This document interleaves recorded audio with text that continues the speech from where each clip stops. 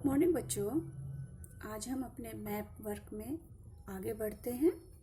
इससे पहले हमने कुछ जानकारियां शेयर की थी अपने पिछले अध्याय से, जिसमें कांग्रेस, चुनौतियां और पुनर्स्थापना। आज हम कुछ जानकारियां आपातकाल के दौरान भारत की राजनीति से बात करेंगे। आज मैंने आपके सामने कुछ जानकारियां ली हैं, जिसमें सबसे पहले मैंने लिया है समग्र क्रांति का आह्वान करने वाले नेता जयप्रकाश नारायण का गृह राज्य। आप सब जानते हैं कि जयप्रकाश नारायण एक गांधीवादी नेता थे।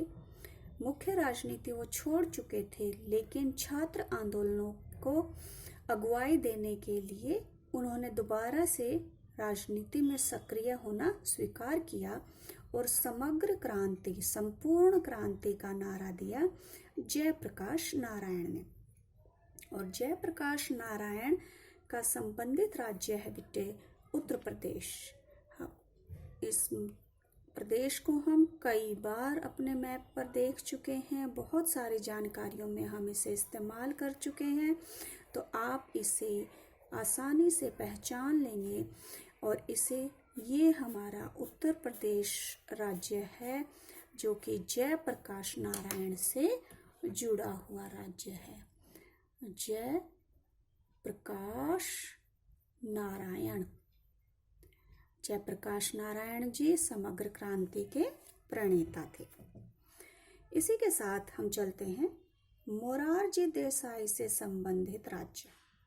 आप जानते हैं मोरारजी देसाई का नाम, आरंभिक राजनीति से ही मोरारजी देसाई का नाम भारत की राजनीति में जारी रहा है।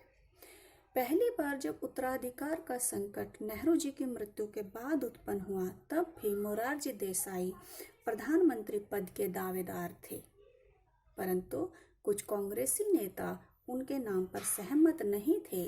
इसीलिए कांग्रेस अध्यक्ष के कामराज ने मोरारजी देसाई के स्थान पर श्री लाल बहादुर शास्त्री जी को भारत का प्रधानमंत्री बनवाया।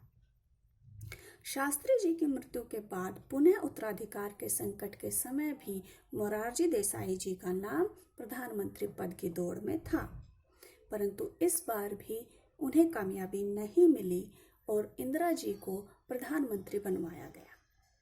मोरारजी देसाई कांग्रेस में इंदिरा के साथ मतभेद के चलते 79 में कांग्रेस विभाजन हुआ और कांग्रेस ओ में शामिल हुए।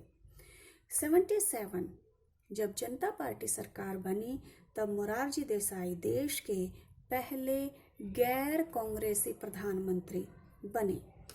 तो मोरारजी देसाई का राज्य, मोरारजी देसाई हमारे बम्बई प्रांत से जुड़े हुए थे, परंतु बाद में बम्बई प्रांत के दो हिस्से हो गए, गुजरात और महाराष्ट्र। और मोरारजी देसाई का जन्म स्थान बेटे गुजरात राज्य के वलसाड़ क्षेत्र में हुआ था। तो मोरारजी देसाई का होम स्टेट हम लिखेंगे गुजरात। तो मोरारजी देसाई का होम स्टेट गुजरात, ये गुजरात है हमारा, और यहाँ से जुड़े हुए हैं मोरारजी देसाई। ठीक है, आप याद रखेंगे मोरारजी देसाई से जुड़ा हुआ राज्य गुजरात है। वर्तमान में भारत की राजनीति में गुजरात मॉडल को एग्जाम्पल के तौर पे दिया जाता है। प्रधानमंत्री मोदी से जुड़ा हुआ स्टेट भी गुजरात है। आगे बढ़ते हैं। 1974 की रेल हड़ताल से जुड़े नेता जॉर्ज फर्नांडिस से संबंधित राज्य। 1974 में आप जानते हैं देशव्यापी रेल हड़ताल हुई थी। रेल कर्मचारियों ने अपने बोनस के लिए, वेतन के लिए, काम के घंटों के लिए, अस्थायी कर्मचारियों को स्थायी करवाने के लिए देशव्यापी रेल हड़ताल की।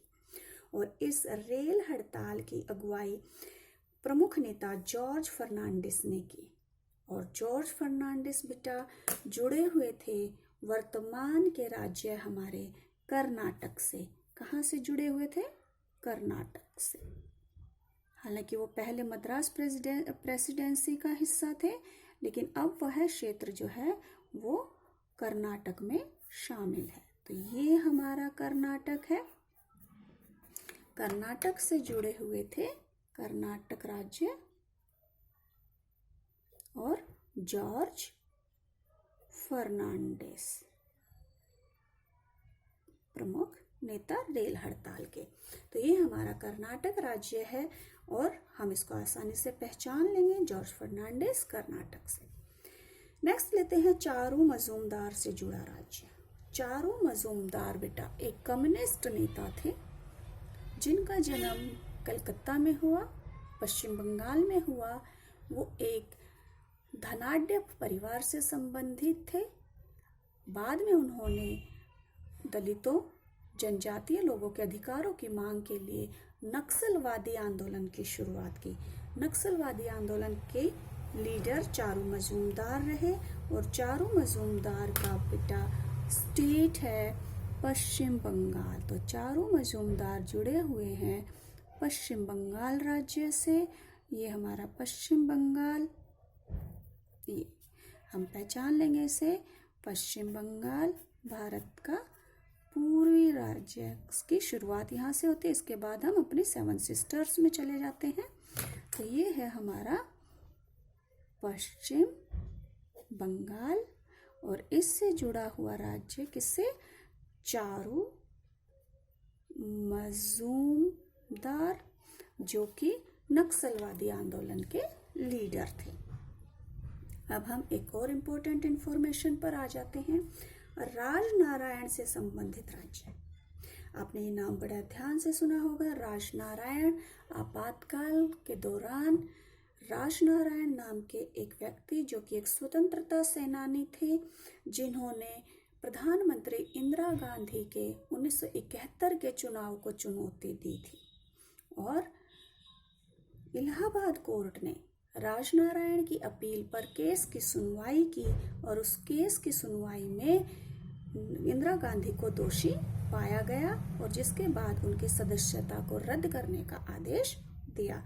तो राजनारायण से जुड़ा स्टेट भी बेटा हमारा उत्तर प्रदेश है। राजनारायण से जुड़ा राज्य भी हमारा उत्तर प्रदेश है। तो आप ध्यान रखेंगे, राजनारायण का भारतीय राजनीति में महत्वपूर्ण स्थान है। पहले देशभक्त थे, स्वतंत्रता आंदोलन में भाग लिया, उसके बाद चुनाव लड़े, नेहरू के खिलाफ भी उन्होंने चुनाव लड़ा। उसके बाद इंदिरा के चुनाव को चुनौती दी, इंदिरा की सदस्यता रद्द हुई, जनता पार्टी सरकार में चुनाव लड़ा, इंदिरा को चुनाव में हराया और भारत के स्वास्थ्य मंत्री के पद पर भी राजनारायण रहे। इस प्रकार हमने देखा कि आज हमारी जो जानकारियां हैं वो हमने साझा की, और क्योंकि परीक्षा में आता है तो परीक्षा में इस तरह टेबल आती है बेटा, आप क्रम संख्या से लिखेंगे अपनी जानकारियों को और टेबल में आप इसके सामने इनके राज्य लिखते चले जाएंगे। तो जयप्रकाश नारायण उत्तर प्रदेश, मोरारजी देसाई गुजरात, जॉर्ज फर्नांडिस कर्नाटक, चारू मजूमदार पश्चिम बंगाल और राजनारायण भी उत्तर प्रदेश। यहाँ मैंने बेटा आपको अभी संबंधित अक्षर से इसे नहीं कराया है, अभी हमने जानकारी से राज्यों की पहचान की है और राज्यों को अपने मानचित्र पर पहचाना है। परीक्षा में आपको इसमें अल्फ़ाबेट्स भी लिखे मिलेंगे, जिनको हमने यहाँ उचित अल्फ़ाबेट को लिखना होगा। आज की वीडियो में इतना ही, अगली वीडियो के साथ हम फिर मिलेंगे, तब तक के लिए बाय बाय।